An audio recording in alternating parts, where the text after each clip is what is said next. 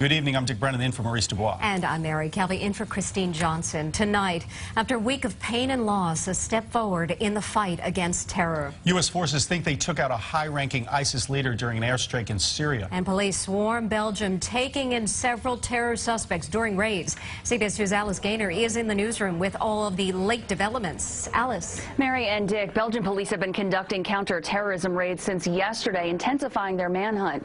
Yesterday, a Frenchman in the Paris area was arrested, suspecting of plotting a new attack. That prompted the arrest of 3 people in Brussels today.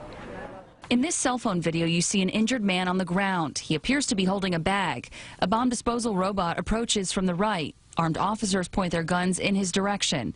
Then they drag him away.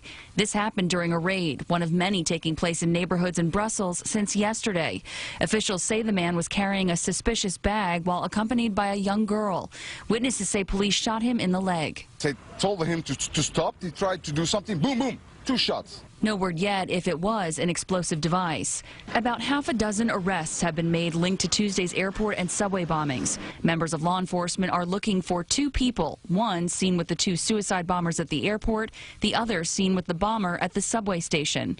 A Belgian official says the top suspect in the Paris attacks, Salah Abdeslam, has stopped cooperating with police since Tuesday's bombings in Brussels. He was arrested in Brussels last week, just 4 days before the bombings. ISIS claimed responsibility for the Brussels attacks, and today it was announced a U.S. airstrike has killed a key ISIS leader in Syria. He's said to be the number 2 man in the country.